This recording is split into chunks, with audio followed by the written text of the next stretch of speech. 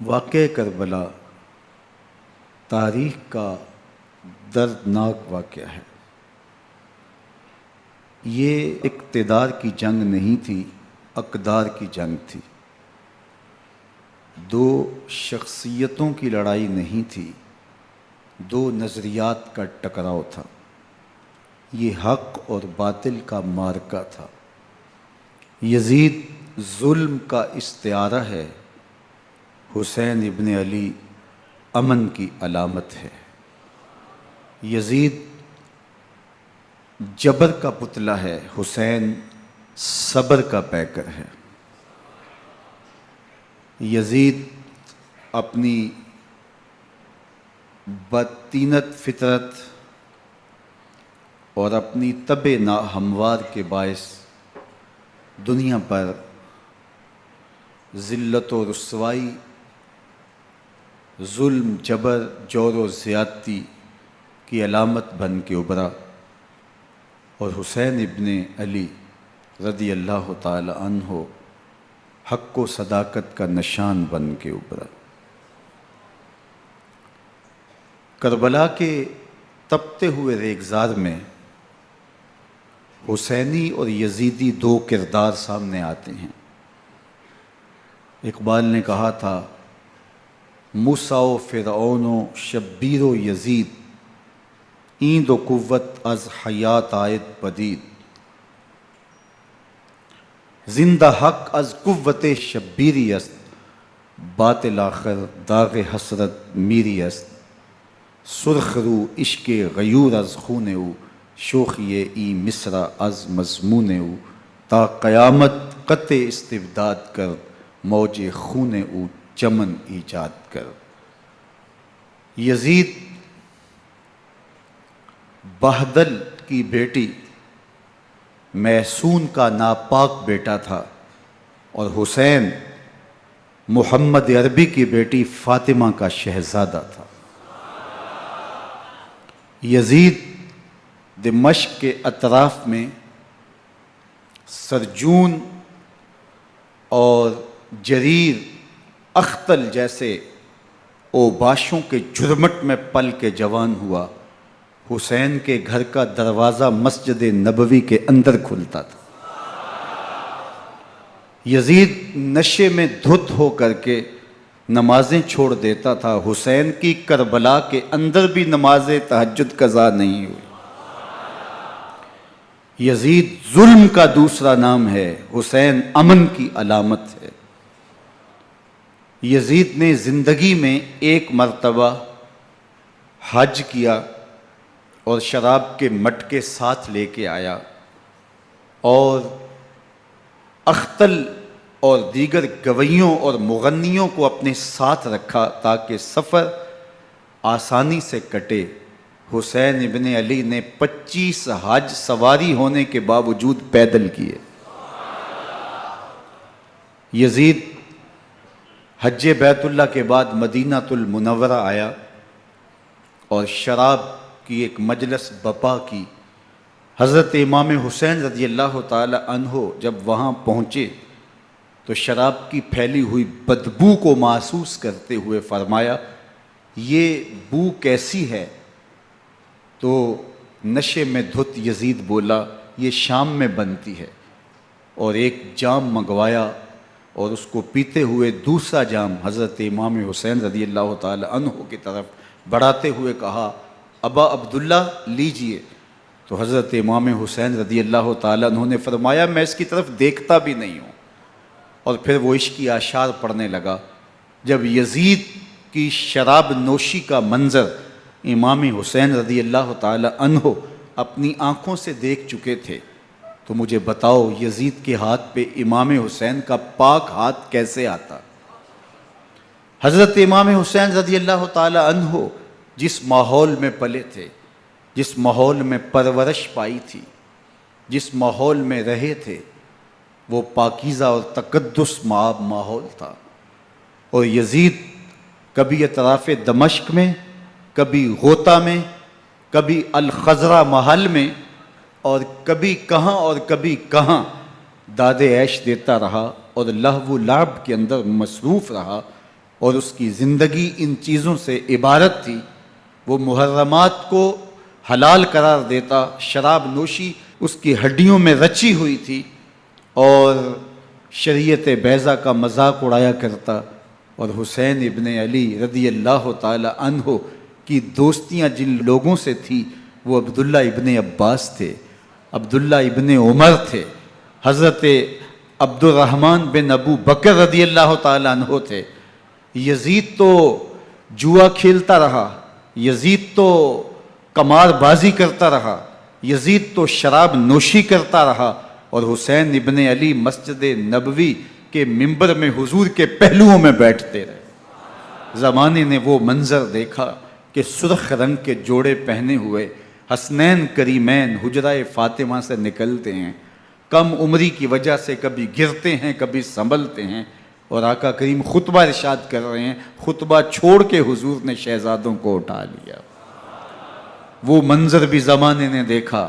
حضرت عبداللہ بن شداد کہتے ہیں کہ حضور سجدے میں تھے اور سجدہ اتنا طویل ہو گیا، ہمیں لگا یا تو وحی کا نزول ہو رہا ہے یا پھر اللہ کا حکم آ گیا اور اللہ کے محبوب کی روح قبض کر لی گئی۔ لیکن میں نے جب نظریں اٹھا کے ننکیوں سے دیکھا تو کیا منظر تھا کہ حسین ابن علی حضور کی پشت پہ بیٹھے ہوئے اور میرے آقا سجدے کو طول دے رہے ہیں۔ اللہ اکبر! حسین کے لیے پیغمبر کے سجدوں کو طول دیا جا رہا ہے۔ حسین ابن علی کبھی ممبر پہ حضور کی اطراف میں بیٹھتے ہیں، وہ منظر بھی دنیا نے دیکھا کہ حضور کے مبارک کندھوں پر حسین ابن علی بیٹھے ہیں اور حضور کی زلفوں کو پکڑا ہوا ہے۔ تو حضرت عمر رضی اللہ تعالیٰ عنہ دیکھ کے کہتے ہیں واہ واہ کیسی سواری میسر آئی حسین ابن علی کو۔ تو میرے آقا مسکرا کے کہتے ہیں عمر سواری دیکھتے ہو سوار بھی تو دیکھو۔ اللہ اکبر! حضرت اسامہ بن زید بن حارثہ رضی اللہ تعالیٰ عنہ فرماتے ہیں رات کا ایک پہر گزر گیا اور مجھے حضور سے کوئی کام تھا، میں آقا کریم کی خدمت میں حاضر ہوا، در دولت پہ دستک دی، حضور تشریف لائے تو چادر اوڑی تھی، بکل کی ہوئی تھی میرے حضور نے، تو میں نے اپنی حاجت کہی تو حضور نے میری حاجت پوری کر دی۔ لیکن ایک منظر میں نے دیکھا کہ حضور نے جو چادر کی بکل فرمائی تھی اس کے اطراف میں پہلوؤں میں ابھار تھے جس طرح اندر کوئی ہو۔ مجھ سے نہ رہا گیا، میں نے پوچھ لیا، میں نے کہا بندہ نواز چادر کے اندر کیا ہے؟ فَكَشَفَهُ، تو حضور نے چادر کو کھول دیا۔ فَإِذَا الْحَسَنُ وَالْحُسَيْنُ عَلَىٰ وَرِكَيْهِ، تو کہتے ہیں میں نے اپنی آنکھوں سے دیکھا ایک پہلو سے امام حسین لپٹے ہوئے تھے، ایک پہلو سے امام حسن لپٹے ہوئے تھے۔ فرمایا یہ میرے بیٹے ہیں، یہ میری بیٹی کے بیٹے ہیں، اے اللہ میں ان سے پیار کرتا ہوں، تو بھی ان سے پیار کر، جو ان سے پیار کرے اس سے بھی پیار کر۔ ان کی محبت کا درس دیا، ان کے پیار کا سبق پڑھایا، کہا ان سے پیار کرنے والا میرے سے پیار کرنے والا ہے، ان سے بغض رکھنے والا میرے سے بغض رکھنے والا ہے۔ ان کی تکلیف حضور کو بے چین کر دیتی تھی۔ حضرت سیدہ فاطمہ الزہرا رضی اللہ تعالی عنہ کے گھر کے قریب سے گزرے تو حضرت امام حسین کے رونے کی آواز آ رہی تھی، تو آقا کریم علیہ السلام نے فرمایا کہ فاطمہ حسین کو چپ کرواؤ، الا تعلمی ان بقاءہ یوزینی، تو جانتی نہیں حسین کا رونا مجھے دکھ دیتا ہے۔ حسین ابن علی کو حضور رونے نہیں دیتے تھے، ان کو دکھی نہیں ہونے دیتے تھے، کیونکہ رسول اللہ صلی اللہ علیہ وسلم جانتے تھے کہ یہ کتنے دکھ سہے گا، کتنی تکلیفوں سے گزرے گا اور کتنے مصائب سہے گا۔ زمانے نے وہ گھڑیاں بھی دیکھیں کہ حضرت حذیفہ بن یمان رضی اللہ تعالیٰ عنہ فرماتے ہیں کہ میں حضور کی خدمت میں نماز مغرب کی ادائیگی کے لیے حاضر ہوا، اور میں نے یہ اجازت خاص طور پہ اپنی ماں سے اس شرط پہ لی تھی کہ امی آپ مجھے اجازت دیں، میں حضور کی خدمت میں حاضر ہوتا ہوں، مغرب کی نماز بھی ادا کروں گا اور پھر حضور سے عرض کروں گا حضور میرے لیے اور میری ماں کے لیے بخشش کی دعا کر دیجئے۔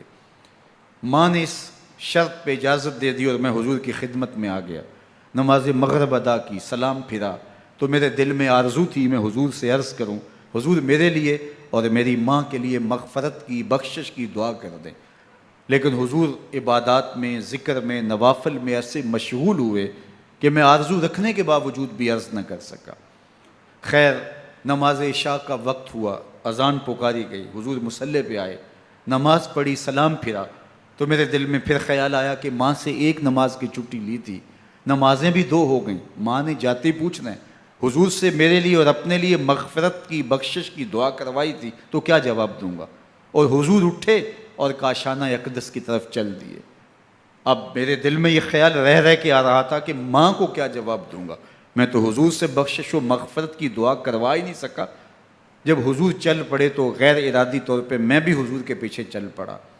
چلنے میں تھوڑی سی رفتار تیز ہو گئی جس سے قدموں کی آہٹ پیدا ہوئی، تو جب آواز پیدا ہوئی تو حضور نے رخ پھیرے بغیر فرمایا من ھذا، میرے پیچھے پیچھے کون آ رہا ہے؟ پھر خود ہی کہا حذیفہ تو نہیں؟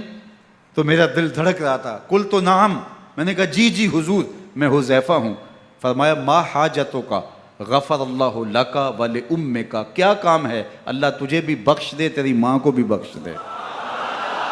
اب جو کام تھا وہ جنبش لب سے پہلے ہی ہو گیا، یہاں تو لفظوں کا سہارا بھی نہیں لینا پڑتا، وہ بند لبوں کی بولیاں بھی سنتے ہیں۔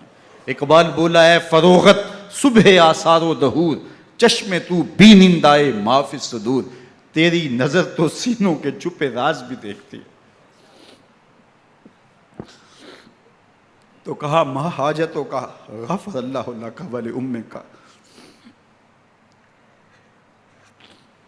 اللہ تجھے بخش دے، تیری ماں کی بھی مغفرت کر دے، کیا کام ہے؟ اب جو کام تھا وہ تو ہو گیا۔ تو میرے حضور نے ارشاد فرمایا حذیفہ سنو، ابھی ایک فرشتہ آیا ہے جو اس سے قبل دھرتی پر پہلے کبھی نہیں آیا، آج پہلی مرتبہ اللہ سے اجازت لے کے 2 کام کرنے آیا ہے، ایک تو مجھے سلام کرنے آیا ہے اور دوسرا خوشخبری دینے آیا ہے کہ آپ کی بیٹی فاطمہ جنتی عورتوں کی سردار ہے اور حسن اور حسین جنتی جوانوں کے سردار۔ ایک طرف یزید ناپاک میسون کا پلیت بیٹا، اور ایک طرف محمد عربی کا نواسا، فاطمہ کے دودھ کا اثر، علی المرتضیٰ کے خون کی تاثیر، رسول اللہ صلی اللہ علیہ وسلم کے کندھوں پہ بیٹھنے والا۔ ایک دن حضور نے امام حسین رضی اللہ تعالیٰ عنہ کے ہاتھ پکڑ لیے اور ان کے پاؤں اپنے پاؤں پہ رکھے اور پھر فرمایا بیٹے آگے بڑھو، اور ان کے پاؤں حضور کی پنڈلیوں پہ آئے، پھر کہا بیٹے اور آگے بڑھو، حتیٰ کہ ان کے پاؤں حضور کی رانوں پہ آئے، پھر فرمایا بیٹا اور آگے بڑھو، تو ان کے پاؤں حضور کے مبارک بطن اقدس پہ آئے، پھر بازوؤں کو کھینچ کے اپنے قریب کیا اور حسین ابن علی کے منہ میں اپنی زبان رکھ دی، اور وہ اس طرح چوس رہے تھے جس طرح کھجور چوسی جاتی ہے۔ تو اللہ کے محبوب علیہ السلام نے حسین ابن علی کو اپنی زبان کا لعاب دہن دے کر کے، وہ شیر رحمت دے کر کے، وہ کوثر و تسلیم سے پاکیزہ تر آب رحمت عطا کر کے ان کی ہمیشہ کے لیے پیاس بجھا دی، تاکہ کل کربلا کے تپتے ہوئے ریگزار میں حسین ابن علی کو پیاس کی شدت تنگ نہ کرے اور پائے استقلال میں لغزش نہ آنے پائے۔ ان نازوں سے پالے ہوئے حسین کو، ان محبتوں سے پالے ہوئے حسین ابن علی کو امتحان بھی اتنے بڑے درپیش تھے۔ یاری تیری سونا پر ازمیشاں تیریاں اگ، سونا پرکھیا جامدہ ہے نال اگاں دے لگ۔ جتنا بڑا شخص ہوتا ہے اتنی آزمائشیں بھی بڑی ہوتی ہیں۔ پیغمبر رحمت کی آغوش میں کھیلنے والا، حجرہ فاطمہ کا جانشین، مصلی رسول کا وارث، منبر رسول صلی اللہ علیہ وآلہ وسلم پر حضور کے مبارک پہلو اور گود میں بیٹھنے والا حسین، حضور کی زبان چوسنے والا حسین، حضور کے کندھوں پہ سواری کرنے والا حسین، آقا کریم علیہ الصلوۃ والسلام کے مبارک سجدے کی حالت کے اندر حضور کی پشت پہ کھیلنے والا حسین، جس حسین کا دروازہ مسجد نبوی کے اندر کھلتا تھا اور یزید کی کرتوتوں کے چشم دید گواہ تھے۔ یزید جب تخت نشین ہوتا ہے تو اسے یہ فکر ہوتی ہے کہ امام حسین، عبداللہ بن زبیر، عبداللہ بن عمر، عبداللہ ابن عباس یہ میری بیعت کریں۔ اور وہ ولید بن عقبہ کو لکھتا ہے کہ ہر صورت میں ان کی بیعت لو، اور اگر بیعت نہ دیں تو سختی کرو۔ حضرت امام حسین رضی اللہ تعالی عنہ کو بلاوا آتا ہے کہ آپ کو دارالامارت میں گورنر ہاؤس میں بلایا جا رہا ہے، ولید بن عقبہ کا پیغام آپ کو پہنچتا ہے۔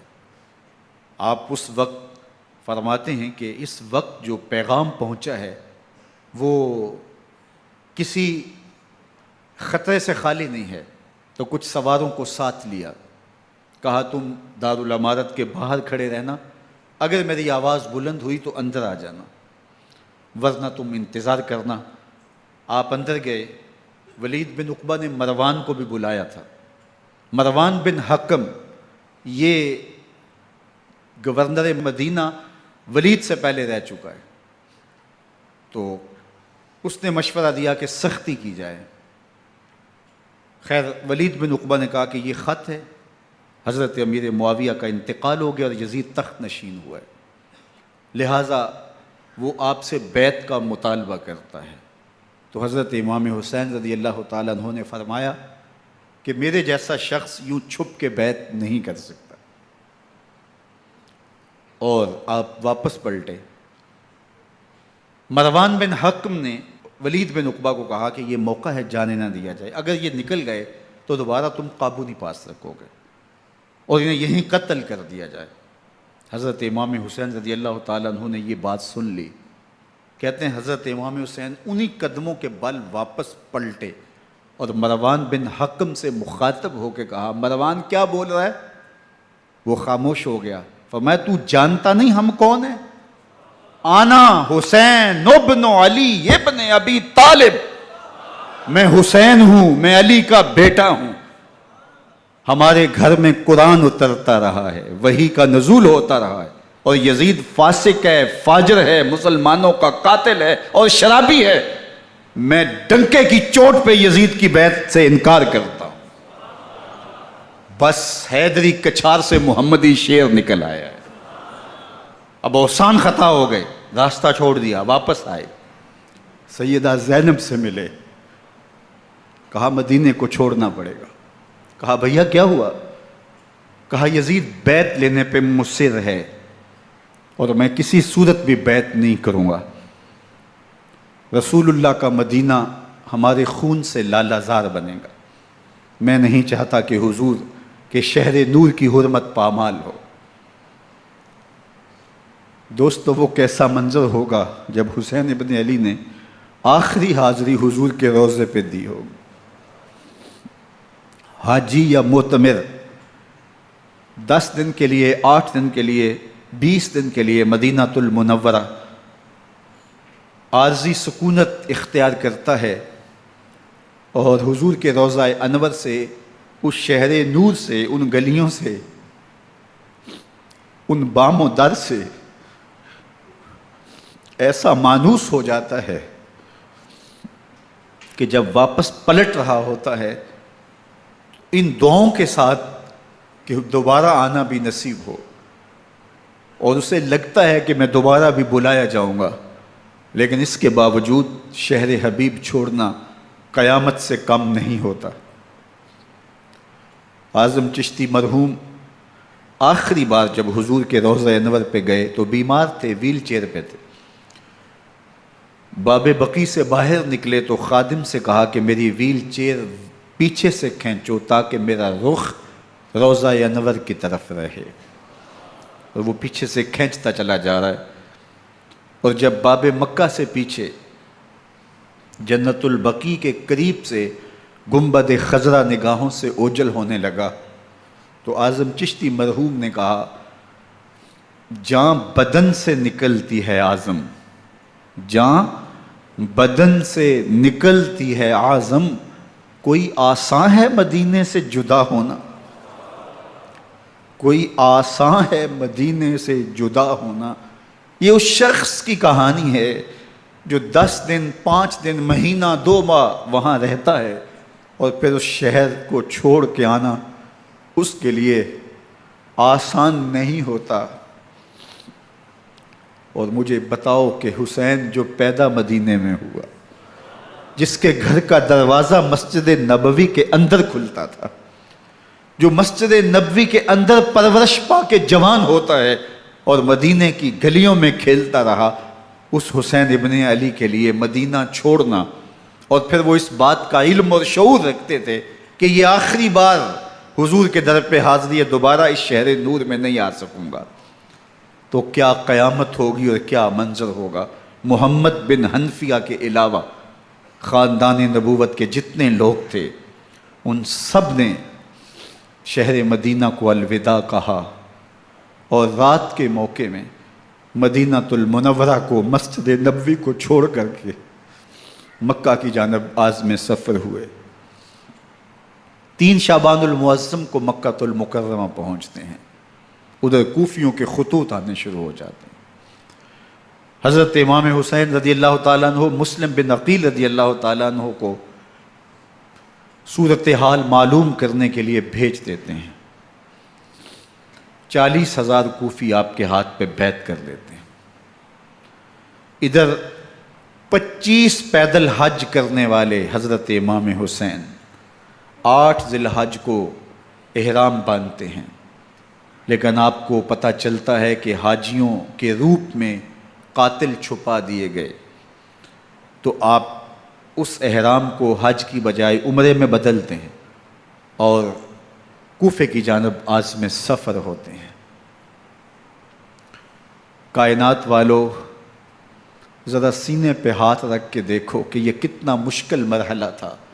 اس دین کی آبرو کو بچانے کے لیے حضرت امام حسین رضی اللہ تعالیٰ عنہ نے کتنا بڑا قدم اٹھایا۔ آپ کے بہی خواہ، دوست، احباب عبداللہ بن عمر یہ سارے روکتے ہیں، عبداللہ بن عباس کہتے ہیں حضرت نہ جائیے، الکوفی لا یوفی، کوفی کبھی وفا نہیں کرتے، آپ کے والد کو وہاں شہید کیا گیا، لیکن آپ ایک فرض کو نبھانے جا رہے ہیں۔ میرے غم گسارو، میرے مہربانوں، نہ روکو مجھ کو جانے دو، مجھے نانے کے دی کی ڈوبتی کشتی بچانے دو، میں جاتا ہوں کہ دنیا پر وفا کا نام رہ جائے، میں رہوں نہ رہوں پر عظمت اسلام رہ جائے۔ میں نہیں جاتا تو نبی کے گھر کی آن جاتی ہے، میں نہیں جاتا تو نبی کے گھر کی آن جاتی ہے، تمہارا دین جاتا ہے، میری غیرت ایمان جاتی ہے۔ حضرت امام حسین یہاں سے چلتے ہیں، ابھی راستے میں ہی پہنچتے ہیں کہ یہ خبر آتی ہے کہ کوفے والوں نے بے وفائی کر دی، حضرت مسلم بن عقیل رضی اللہ تعالیٰ عنہ کو شہید کر دیا گیا، نعمان بن بشیر معزول کر دیے گئے، ابن مرجانہ ابن زیاد وہاں متعین کر دیا گیا جو سخت گیر شخص تھا، اور اس نے لوگوں کو ڈرایا، دھمکایا، اور کوفے کے لوگوں کے دل بدل گئے اور وہ بیتیں توڑنے لگے۔ وہ منظر مسجد کوفہ کا کتنا دلگداز تھا، جب امام نماز کے لیے کھڑے ہوئے تو 40,000 لوگ آپ کے پیچھے تھا، جب سلام پھیرا اور امام نے دیکھا کہ پیچھے لوگ نہیں ہیں، پھر لوگوں نے اپنے دروازے بھی بند کر لیے۔ رات کی تنہائیاں ہیں اور حضرت مسلم بن عقیل کو کوئی پناہ دینے والا نہیں ہے، لوگوں نے دروازے بند کر لیے کہ کہیں ہمارے گھر میں نہ آ جائیں اور ہم مشقت اور حکومتی تشدد کا شکار نہ ہوں۔ کتنا دردناک لمحہ ہے حضرت مسلم بن عقیل رضی اللہ تعالیٰ عنہ پہ، اور پھر حضرت مسلم بن عقیل بے دردی سے شہید کر دیے جاتے ہیں۔ آپ ابھی راستے میں ہیں، یہ ساری کہانی پہنچتی ہے کہ حضرت مسلم شہید کر دیے گئے اور بے دردی سے شہید کر دیے گئے۔ وہ جنہوں نے خط لکھے تھے کہ ہم آپ کے ساتھ ہیں اور ہم منتظر ہیں، چشم برا ہیں، آپ کے قدموں کی چاپ سننے کے لیے بےتاب ہیں، آج انہوں نے بیتیں توڑ دی، 40,000 کوفی منحرف ہو گئے۔ مسجد کوفہ کا وہ منظر کس قدر روح کو تڑپا دینے والا تھا۔ ہم پچھلے سال عصر اور مغرب کے درمیان جب کوفہ پہنچے تو سورج ڈوبنے کے قریب تھا۔ میں نے اپنی زندگی میں اتنا اداس موسم کہیں نہیں دیکھا جتنا اداس موسم کوفے میں دیکھا۔ ایسے لگتا تھا جس طرح کوفے کی آب و ہوا آج بھی شرمندہ ہے۔ جو مسلم بن عقیل اور خاندان نبوت کے ساتھ اہل کوفہ نے کیا، حضرت امام حسین رضی اللہ تعالیٰ عنہ کو ان کے بہی خواہوں نے، اعزاء نے، اقربا نے، دوستوں نے، آوان و انصار نے، ساتھیوں نے کہا کہ حضرت حالات یکسر تبدیل ہو گئے، اب ہمیں مراجعت کر جانی چاہیے، واپس پلٹ جانا چاہیے۔ تو حضرت امام حسین کافی سوچ بچار میں رہے، پھر اس کے بعد آپ نے فیصلہ کیا کہ ہم آگے بڑھیں گے۔ دوستوں نے کہا کہ حضرت اگر آپ آگے بڑھیں گے تو ہمیں لگتا ہے کہ وہ آپ کے ساتھ سلوک اچھا نہیں کریں گے اور آپ بچوں کے سامنے پیاس سے شہید کر دیے جائیں گے۔ تو حضرت امام حسین رضی اللہ تعالیٰ عنہ نے وہاں ایک خطبہ ارشاد فرمایا کہ لوگو تم جو مجھے بتا رہے ہو مجھے اچھی طرح معلوم ہے، جو تم مجھے منظر پیش کر رہے ہو وہ میری نگاہوں میں ہے، اور جو کچھ ہونے والا ہے چشم تصور وہ منظر دیکھ رہی ہے۔ چونکہ حضرت امام حسین رضی اللہ تعالیٰ عنہ کی شہادت کی خبر حضرت امام حسین کے پیدا ہوتے ہی خاندان نبوت میں عام تھی۔ حضور علیہ الصلوۃ والسلام کو یہ بات جبریل امین نے آ کے بتائی تھی جب حسین ابن علی کے ساتھ حضور محبت کا اظہار کر رہے تھے، تو یہ جبریل امین نے آ کے کہا تھا حضور آپ کا یہ بیٹا ارض طف میں شہید کر دیا جائے گا، اور کربلا کی مٹی لا کے حضور کو دی اور ام سلمہ کو حضور نے عطا کر دی۔ حضرت ام سلمہ کہتی ہیں کہ ایک دن میں سوئی تو خواب دیکھا کہ حضور کے مبارک بال بکھرے ہوئے ہیں اور سخت پریشان ہیں، تو میں نے کہا کہ حضور آپ کی یہ کیا حالت ہے؟ وَبِيَدِهِ قَارُورَةٌ، اور حضور کے ہاتھ میں ایک شیشی ہے، فِيهَا دَمٌ، جس کے اندر خون ہے۔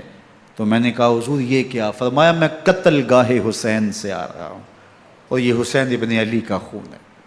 تو کہا 10 محرم کا دن تھا، دوپہر کا یہ منظر تھا، میں کیلولہ کر کے اٹھی، جب میں نے دیکھا تو وہ شیشی جس میں کربلا کی مٹی رکھی تھی وہ خون بن چکی تھی۔ تو یہ خبر پہلے دی گئی تھی، یہ بتا دیا گیا تھا۔ فرمایا میرے دوستو جو تم مجھے بتاتے ہو میں اس سے بے خبر نہیں ہوں، یہ سب کچھ ہونے والا ہے، لیکن اس کے باوجود میں کیوں جا رہا ہوں؟ تو آپ کا ایک تاریخ ساز جملہ ہے جو کربلا کے فلسفے کو ہمارے سامنے رکھتا ہے کہ یہ اتنا بڑا امتحان کیوں دیا۔ حضرت امام حسین رضی اللہ تعالیٰ عنہ نے فرمایا وَلَكُمْ فِي أُسْوَةٌ، میں اس لیے جا رہا ہوں قیامت تک ظلم، جبر اور ناانصافی کے خلاف کھڑے ہونے والوں کے لیے کوئی نمونہ تو ہو۔ میری زندگی قیامت تک ظلم، جبر اور استحصالی نظام کے خلاف کھڑے ہونے والوں کے لیے نمونہ ہے۔ تو حضرت امام حسین رضی اللہ تعالیٰ عنہ نے حق اور باطل کے درمیان ایک سرخ لکیر کھینچ دی اپنے خون سے۔ اب حق اور باطل کا امتیاز کرنا مشکل نہیں ہے، کوئی باطل پہ اڑا رہے تو الگ بات ہے، لیکن امتیاز کرنا مشکل نہیں ہے۔ حدود بالکل واضح کر دیں۔ اقبال نے یہاں کتنی خوبصورتی کے ساتھ اس مضمون کو نبھایا۔ سرخ رو عشق غیور از خون او، شوخی این مصرع از مضمون او، تا قیامت قطع استبداد کر، موج خون او چمن ایجاد کر۔ ایک جہاں آباد کر دیا، حق اور باطل کی راہیں اجال دی۔ اب لوگوں کو یزید کا چہرہ پہچاننے میں دیر نہیں لگتی، وقت کے ہر یزید کا چہرہ آسانی سے پہچانا جا سکتا ہے۔ یہ معرفت زمانے کو کروائی کس نے؟ حسین ابن علی نے کروائی رضی اللہ تعالی عنہ۔ تو حضرت امام حسین نے فرمایا کہ جو میرے ساتھ ہونے والا ہے میں اچھی طرح جانتا ہوں، لیکن میں اس کے باوجود آگے بڑھوں گا۔ پھر بڑھے اور کربلا میں جا کے خیمہ زن ہو گئے۔ 7 محرم کو پانی بند کر دیا گیا، پانی بند ہوا تو کھانا بھی میسر نہیں تھا، لیکن ذکر پانی کا ہوتا ہے اس لیے کہ کھانے کے بغیر انسان کئی دن کاٹ لیتا ہے، لیکن پانی کے بغیر گزر نہیں ہوتی۔ تو فرات کی نہر سامنے اپنی موجوں کے ساتھ چمک رہی ہے، لیکن ایک قطرہ آب بھی آل رسول کو نہیں دیا جا رہا۔ کائنات کے اندر ایسے انوکھے امتحان بھی ہوتے ہیں، وارث ہوں ساقی کوثر کے، مالک ہوں حوض کوثر کے، اور بیٹے ہوں ساقی کوثر کے، اور آج ایک بوند پانی کی بھی میسر نہ ہو۔ صبر کا امتحان ہے، عزیمت کا امتحان ہے۔ حضرت امام حسین رضی اللہ تعالیٰ عنہ خیمہ زن ہو گئے، 3 دن تک پانی بند رہتا ہے، 9 محرم کو رات کی تنہائی میں حملہ آور ہونا چاہتے ہیں، لیکن آپ نے کہا کہ ہمیں اللہ کے حضور عبادت اور ذکر کے لیے وقت دیا جائے۔ ساری رات ذکر میں گزرتی ہے، عبادات میں گزرتی ہیں۔ رات کے اندھیرے میں آپ چراغ بجھا دیتے ہیں۔ آوان و انصار کو کہتے ہیں کہ ان کی دشمنی میرے ساتھ ہے، انہیں میرا خون چاہیے، اگر تم رات کی تاریکی میں نکل جاؤ تو میں تم سے کوئی مواخذہ نہیں کروں گا، اور یہ بھی تمہارا پیچھا نہیں کریں گے، اس لیے کہ ان کا مطلوب تم نہیں ہو، ان کا مطلوب میں ہوں۔ جب چراغ جلایا تو کوئی بھی نہیں گیا۔ مسلم بن اوسجہ کھڑے ہو کے کہتے ہیں حضرت اگر ہمارے بدن کو 70 بار کاٹا جائے اور جلایا جائے اور ہواؤں میں اڑا دیا جائے پھر بھی آپ کا ساتھ نہیں چھوڑیں گے۔ 70 سال کے بوڑھے ہیں حبیب بن مظاہر، کہتے ہیں حضرت آپ کو چھوڑ کے جائیں کہاں، آپ کو چھوڑ کے جائیں کہاں؟ کوئی ساتھ چھوڑنے کے لیے تیار نہیں ہے۔ پیاس ہے، سخت گرمی ہے، کربلا کا ماحول ہے، 72 افراد اور خاندان کی خواتین میدان کربلا میں خیمہ زن ہیں۔ دوسری طرف لشکر اعداء اشقیا 22,000 کی تعداد میں مقابلے میں، ایک روایت 30,000 کی ہے۔ ان صرف 72 پیاسے لوگوں کے لیے اتنے لوگوں کو جمع کرنے کا مقصد خوف زدہ کرنا تھا۔ شرط ہے کہ یزید کی بیعت کر لیں، محاصرے توڑ دیں گے، پانی دستیاب ہوگا، اعزاز و اکرام سے نوازا جائے گا، خزانوں کے منہ کھول دیے جائیں گے۔ لیکن حسین ابن علی کہتے تھے سب کچھ لٹ جائے گا، باطل کے ہاتھ پہ ہاتھ نہیں رکھوں گا۔ اللہ اکبر۔ اب صبح طلوع ہوتی ہے، عاشور کا دن چڑھتا ہے، سورج اپنی پوری تمازت کے ساتھ گرمی برسا رہا ہے۔ آج خاندان نبوت کا امتحان زمانے نے دیکھنا ہے۔ رسول اللہ کا لعاب چوسنے والا اس کے صبر کا آج امتحان ہے، حضور کے کندھوں پہ کھیلنے والے حسین کا آج امتحان ہے۔ اللہ اکبر۔ حسین ابن علی تمام حجت کرتے ہیں میں نے تمہارا کچھ نہیں بگاڑا، میں نے کسی کا خون نہیں کیا، میں نے کوئی زیادتی نہیں کی، تم کیوں میرے قتل کے در پہ ہو؟ تم جانتے نہیں میں کون ہوں؟ میں تمہارے نبی کا نواسا ہوں، رسول اللہ صلی اللہ علیہ وآلہ وسلم کے کندھوں پہ کھیلتا رہا ہوں، حضور کا لعاب چوستا رہا ہوں، اور میں بوسہ گاہ رسول صلی اللہ علیہ وآلہ وسلم ہوں۔ لیکن ان اشقیاء کے دل پر کوئی چیز اثر انداز نہیں ہوتی۔ ایک ہور ہے، اللہ اس کے دل میں نرمی ڈالتا ہے۔ پہلے تو امام حسین کو گھیر کے لے کر کے آتا ہے، لیکن بعد میں وہ قافلہ یزید سے قافلہ حسین کی طرف آ جاتا ہے۔ امام حسین فرماتے ہیں تو دنیا میں بھی ہور ہے، آخرت میں بھی ہور ہے، آزادی مل جاتی ہے۔ باقی 22,000 کا لشکر جرار امام حسین کے قتل کے در پہ ہے۔ پھر تاریخ نے خاندان نبوت کا وہ انوکھا امتحان دیکھا۔ حضرت امام حسین کے بچے بالخصوص خواتین پیاس کی شدت میں حلق خشک ہیں۔ حضرت سکینہ تڑپ کے اپنے باپ سے کہتی ہیں کہ مجھے 6 ماہ کے لیے اصغر کی پیاس نہیں دیکھی جا رہی۔ بچے کو ہاتھوں پہ اٹھاتے ہیں اور نہر فرات کے کنارے پہنچ کے فرماتے ہیں اشقیاء سے مخاطب ہو کے تمہارا معاملہ میرے ساتھ ہے، اس 6 ماہ کے بچے نے تمہارا کچھ نہیں بگاڑا، اور چلو بھر کے اس کا حلق سیراب کرنا چاہتے ہیں۔ ایک 2 شاخہ تیر آتا ہے جو حضرت علی اصغر کے گلے کو چیر دیتا ہے۔ راوی لکھتے ہیں کہ وہ عام تیر نہیں تھا، جانوروں کو شکار کرنے کے لیے جو بڑے تیر ہوتے ہیں وہ 2 شاخہ تیر تھا۔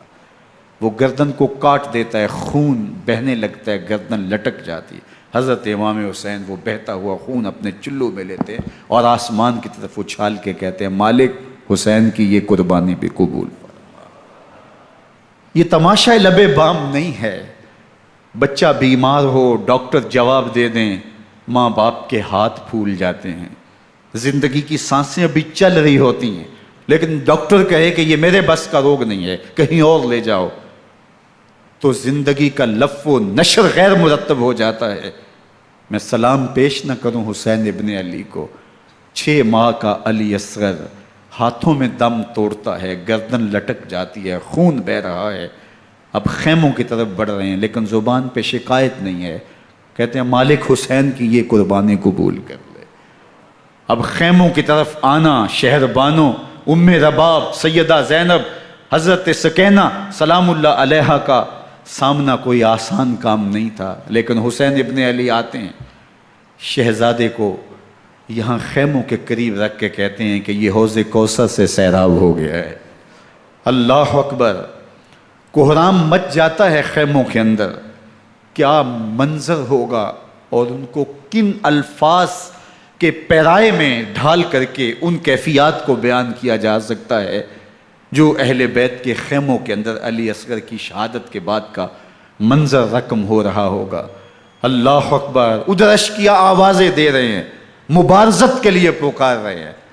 زمانے نے پھر وہ منظر بھی دیکھا کہ جوان بیٹے کو 18 سال کی کمائی حضرت امام حسین میدان عمل میں بھیج رہے ہیں۔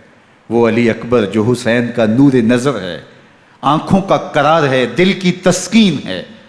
اور پھر حضرت علی اکبر جب گھوڑے کی زین سے فرش زمین پہ گرتے ہیں تو باپ کو آواز دیتے ہیں، اور حضرت امام حسین جو ہے وہ آگے جا کے بیٹے کی لاش اٹھاتے ہیں۔ اللہ اکبر، 18 سال کے بیٹے کی لاش کو کندھوں پہ اٹھا کے خیموں تک لاتے ہیں اور ہاتھ پھیلا کے کہتے ہیں مالک حسین کی یہ قربانی بھی قبول فرما۔ کبھی قاسم بن حسن کی لاش اٹھا کے لاتے ہیں، کبھی اون و محمد کی لاشیں اٹھا کے لاتے ہیں، بھتیجوں کی، بھانجوں کی، بھائی عباس کے کٹے ہوئے بازو اور زخموں سے چھدا ہوا لاشا۔ کیا کیا قیامتیں تھیں جو اس کربلا کے ایک میدان کے اندر نہیں توڑی گئیں۔ حضرت امام حسین پر دکھ پہ دکھ، تکلیفوں پہ تکلیفیں۔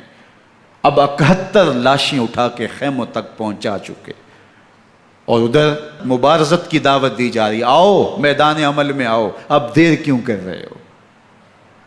رسول اللہ کا حرم، رسول اللہ کی شہزادیاں جو نازوں میں پلی تھیں، وہ کلیاں جو شبنم کا بوجھ بھی گوارا نہیں کر سکتی تھی، آج مصیبتوں کے پہاڑ ٹوٹ گئے۔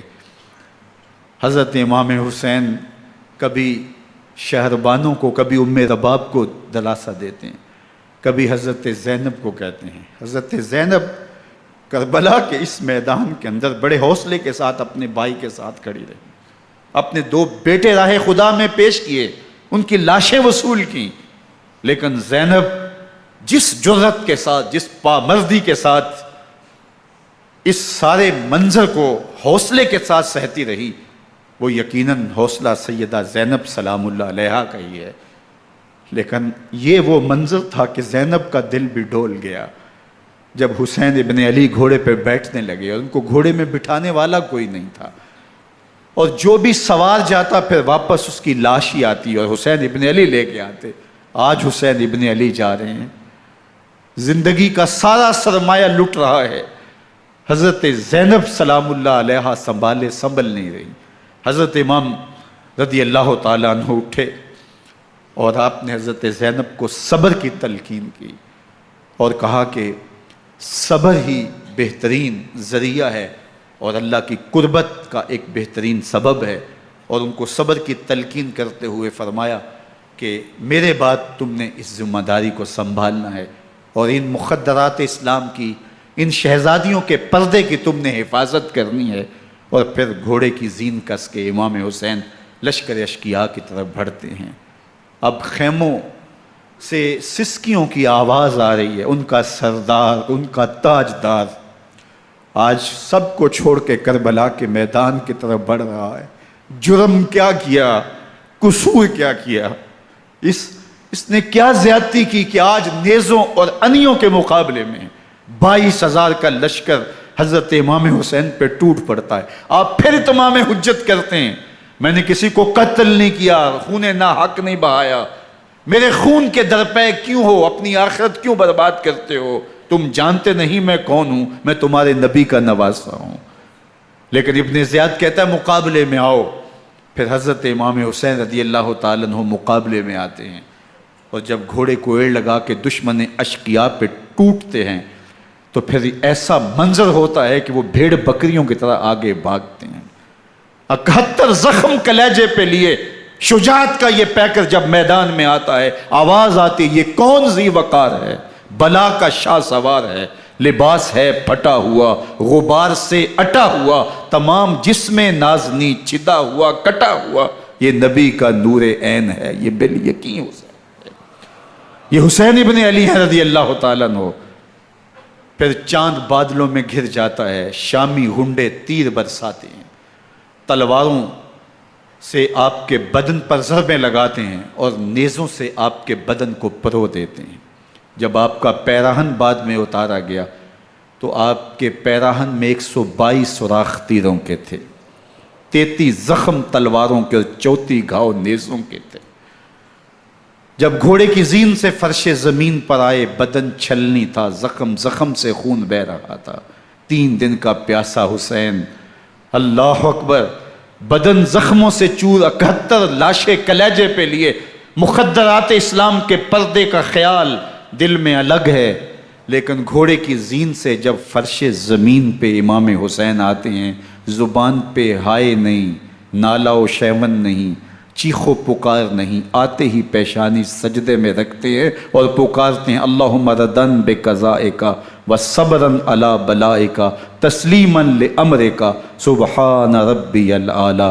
مالک گھر لٹا کے، بچے لٹا کے، خاندان سب کچھ قربان کر کے، اپنے بدن کو زخموں سے چھلنی کروا کے، تیروں اور نیزوں کی انیوں سے اپنے آپ کو زخمی کروا کے، تیرے حضور سر جھکا کے یہ اقرار کرتا ہوں کہ حسین تیری تقدیر پہ راضی ہے، مالک تو بھی بتا، تو بھی حسین پہ راضی ہوا ہے کہ نہیں ہوا؟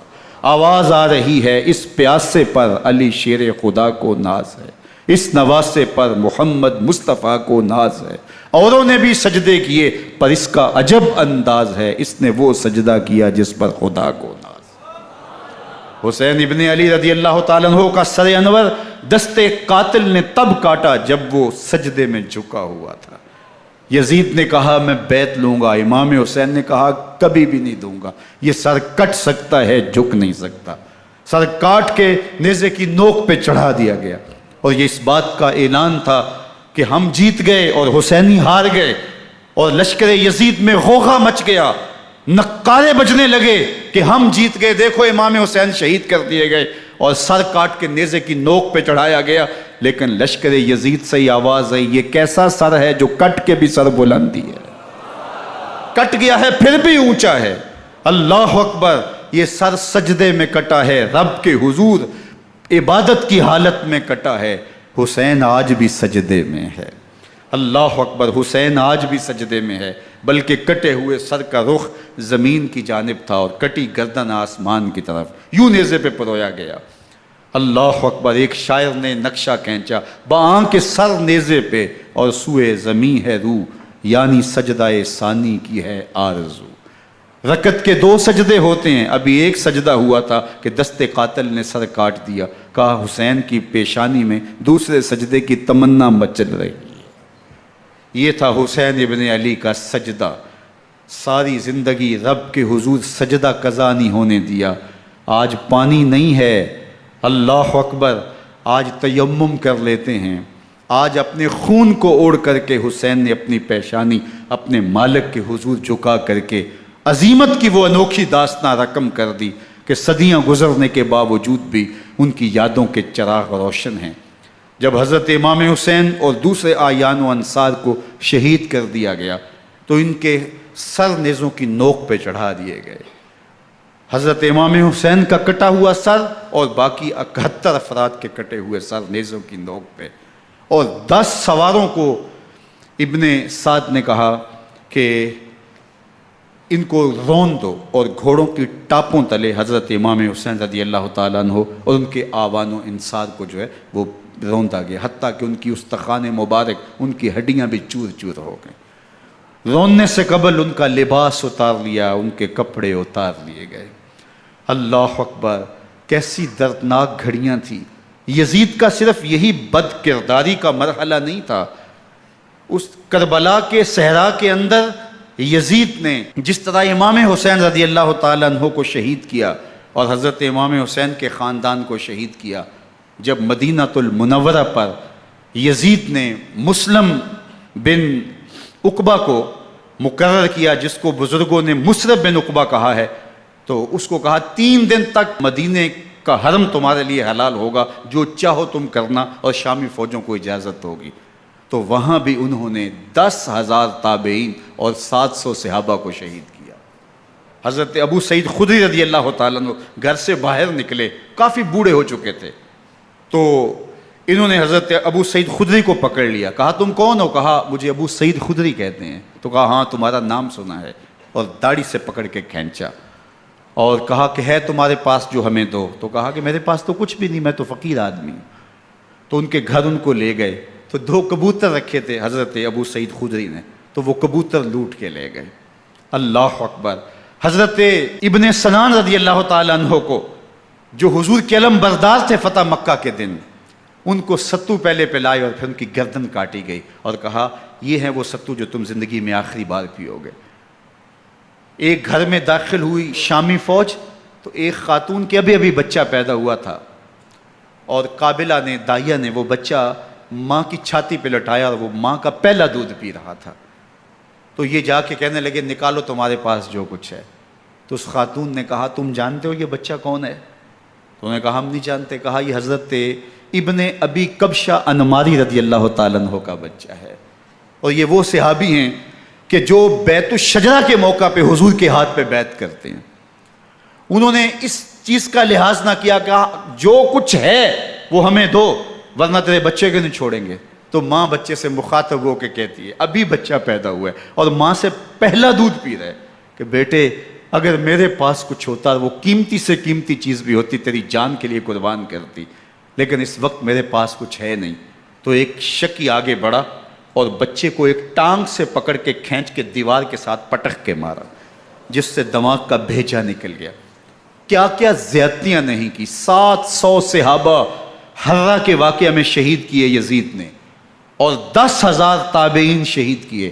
مسجد نبوی میں ممبر رسول کے ساتھ گھوڑے باندھے، اور وہ ممبر رسول اور مصلی رسول کے قریب لید کرتے رہے۔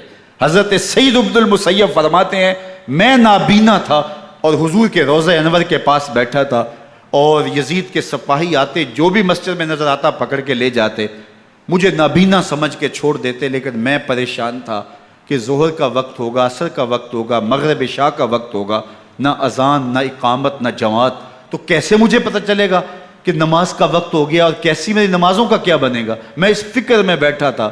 لم ازل اسمع الاذان والاقامت من قبر رسول اللہ صلی اللہ علیہ وآلہ وسلم۔ فرماتے ہیں جب بھی پھر نماز کا وقت آیا، گنبد خضرا سے اذان کی بھی آواز آئی، اقامت کی بھی آواز آئی۔ 3 دن تک مسجد نبوی کے اندر گھوڑے بندے رہے، اور مدینہ کی حرمت پامال کی۔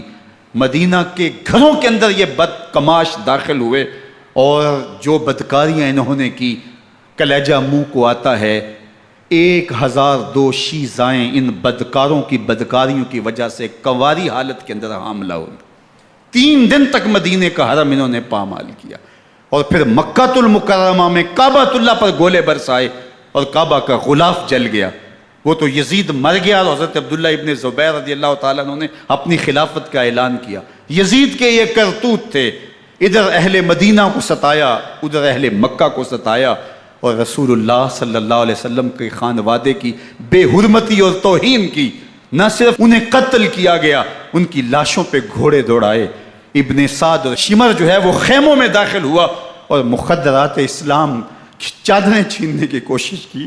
حضرت زینب سلام اللہ علیہ نے مخاطب ہو کے کہا ہمارے چہرے کے رکھوالے چلے گئے ہیں، ظالم تو خیال نہیں کرتا ہم رسول اللہ کی بیٹیاں ہیں۔ حضرت شہربانو، حضرت زین العابدین اور حضرت زینب سلام اللہ علیہم، ان تینوں کو ایک اونٹ پہ باندھا گیا، اور باقی اونٹوں پہ باقی سادات کو، حضور کی شہزادیوں کو باندھا گیا، رسیوں میں جکڑا گیا، اور اونٹوں پہ باندھ کر کے کوفے کی جانب آگے آگے شہیدوں کے سر چل رہے ہیں، اور پیچھے یہ قافلہ چل رہا ہے۔ اور جب یہ قافلہ وہاں سے گزرا جہاں لاشیں پڑی تھیں، امام زین العابدین 14 سال کے تھے اور بیمار تھے، اور ان کا حوصلہ نہ ہوا، وہاں غشی ان کے اوپر آنے لگی، اور وہ منظر ابن کثیر نے، باقی لوگوں سب نے لکھا ہے کہ پھر جب ان کی یہ حالت ہوئی تو پھر سیدہ زینب سلام اللہ علیہ، جنہوں نے ابھی تک بڑے حوصلے کے ساتھ ساری مشکلات کا مقابلہ کیا تھا، اب ان کے بندھن ٹوٹ گئے اور آنکھوں سے آنسو بہنے لگے، اور سیدہ زینب تھے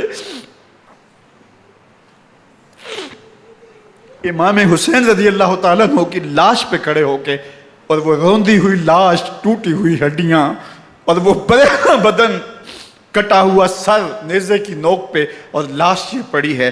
تو حضرت سیدہ زینب نے مدینے کی طرف منہ کر کے جو ہے وہ حضور سے فریاد کی، یا محمد آہو، یا محمد آہو، ھذا حسین بالآراء مزمل بالدماء، یا محمد آہو بناتوں کا سبایا. یا رسول اللہ، اے پیارے آقا، یا جد آہو، اے ہمارے نانا محترم، یہ دیکھیے آپ کا حسین پڑا ہوا ہے. بدن سے کپڑے اتار لیے گئے، خاک ہوائیں اڑا رہی ہیں، اور اس کے اوپر چادر جو ہے وہ مٹی کی پڑ گئی ہے. حضور آپ کی اولاد کاٹ دی گئی، اور پھر کہا بناتوں کا سبایا. حضور دیکھیے آپ کی بیٹیوں کے ہاتھ باندھ دیے گئے ہیں، اونٹوں پہ کس دیا گیا ہے، سر شہیدہ آگے آگے چل رہے ہیں، اور حضرت سیدنا امام حسین کا آگے آگے سر ہے.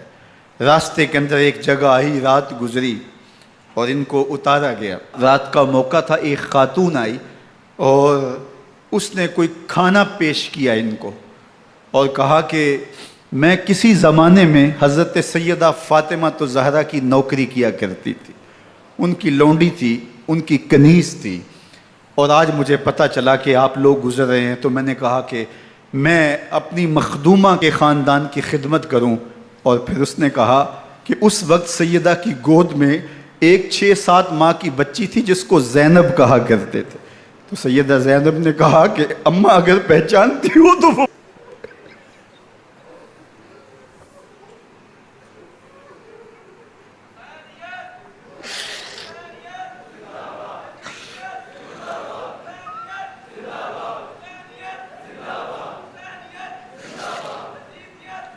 یہ تاراج اور لٹا ہوا کارواں پھر وہاں سے کوفے میں کیسے پہنچا، اور کوفے کے اندر سیدہ زینب سلام اللہ علیہا نے وہ یزید کے دربار میں، ابن زیاد کے دربار میں وہ جرأت آمیز جو باتیں کہیں. اللہ اکبر، زینب کی زبان میں علی کی خطابت بول رہی تھی، اور پھر دشمن اور دوست سارے رونے لگے، اور وہ کیا دل گداز منظر تھے. اور پھر یہ سروں کا قافلہ اور سادات کرام کا مشکیں کسی ہوئی ہیں اور اونٹوں پہ باندھے ہوئے، ان کو وہاں سے پھر قادسیہ، اور قادسیہ سے پھر دمشق یزید کے دربار میں پہنچایا گیا. اور وہاں سے یہ لٹے ہوئے خانمہ برباد تاراج لوگ مدینہ المنورہ میں کیسے پہنچے، اور اہل مدینہ نے کیسے استقبال کیا، اور وہ منظر کتنا دلگداز تھا جب اہل مدینہ زینب سے پوچھتے تھے زینب حسین کہاں ہے.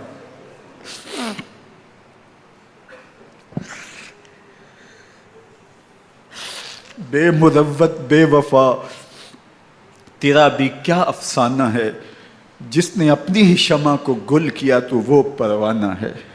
اپنے پیغمبر کے شہزادوں کو اور اپنے پیغمبر کی شہزادیوں کو جو دکھ اس امت نے دیے، یہ کائنات کی ایک انوکھی داستان ہے. اللہ ہمیں اسوہ شبیری پہ عمل کی توفیق عطا کرے اور ان کے نقوش پاک کی برکتیں دے. اہل بیت کی محبت ہماری روحوں میں جذب کر دے، اور جس عظیمت کے ساتھ، جس حوصلے کے ساتھ انہوں نے دکھوں کو جھیلا، جو دہکتی آگ کے شعلوں پہ سویا وہ حسین، جو جواں بیٹے کی میت پر نہ رویا وہ حسین، جس نے سب کچھ کھو کے کچھ نہ کھویا وہ حسین، مرتبہ اسلام کا جس نے دوبالا کر دیا، خون نے جس کے دو عالم میں اجالا کر دیا، جو کہ سوزے غم کو سانچے میں خوشی کے ڈھال کے، مسکرایا موت کی آنکھوں میں آنکھیں ڈال کے. اے حسین ابن علی تم پر سلام، نازش آل نبی تم پر سلام. ذرا میرے ساتھ یہ پڑھ لیجئے، اے حسین ابن علی تم پر سلام، نازش آل نبی تم پر سلام، تم پہ لاکھوں رحمتیں لاکھوں سلام. اے شہیدان محبت کے امام، لالا گوں لالا بدن لالا کفن، اے چمن اندر چمن، زندگی ہی زندگی تیری حیات اے حیات اندر حیات اندر حیات، افتخار ملت بیضا ہے تو، رب کعبہ کی قسم یکتا ہے تو، فخر کا دل میں دریچہ باز کرنا چاہیے، جن کا تو آقا ہے ان کو ناز کرنا چاہیے۔ وآخر دعوانا ان الحمد للہ۔